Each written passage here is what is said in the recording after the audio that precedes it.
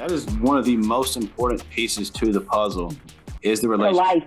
And To life. yeah, we spoke just a little bit ago, and it's not really anymore. It doesn't matter who you know. It's who knows you and what they know.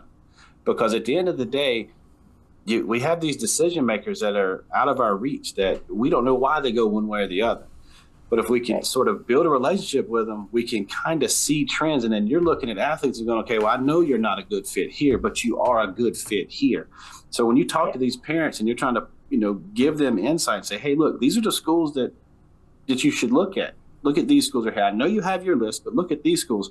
How do you gain that confidence with those parents and let them know that I know these schools, I know these coaches, I know these programs. This is what it's like. It's honestly the most heartbreaking part of our job because you're going to crush a parent.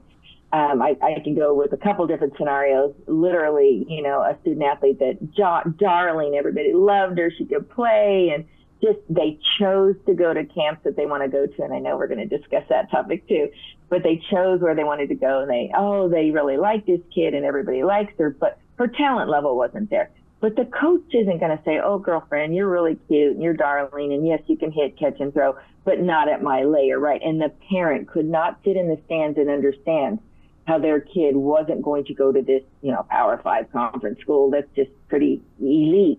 And yet went through 2 years of going to every camp they wanted to go to, as low in the rankings in D1 as they could possibly go. And they were D1 or bust, D1 or bust.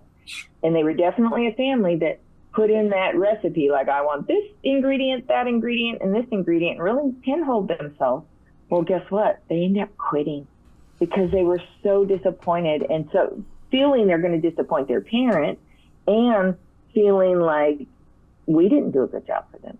And I'm like, Dad, if you were, I have a slide pop up in one of my presentations that says, stop dragging your kids through the inevitable hurt. Just don't, the sooner they can get where they are valued and get that interaction. And that's what we do. We turn around and say, hey, go to this camp or that camp. We ask coaches. It's never going to be our determination. Oh, yes, I think you can play D1. I want everybody to play D1. I'm Auntie Cheri, right? But it's not necessarily the right fit for them either. And I'm an ex-catcher trainer, and I really, really protect the catchers because with the amount of pitchers on a roster now, there's a lot of bench-sitting catchers, a lot of bullpen catchers that thought that they could bridge the gap. And it's heartbreaking. And it's because their parents didn't help them understand and see the playability. Sue Inquist is one of my big idols at an NSCA conference. She said, let's just do simple math.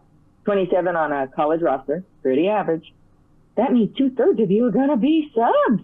You either have to decide to accept that role for the outcome of getting a College World Series ring or having that Power 5 conference experience, or understanding your journey and your expectations of your journey. But I think it's the parents that set up this D1, look at Oklahoma on TV or College World Series. I think they set up this expectation. Class of 2023 was the biggest class I've ever had where people quit.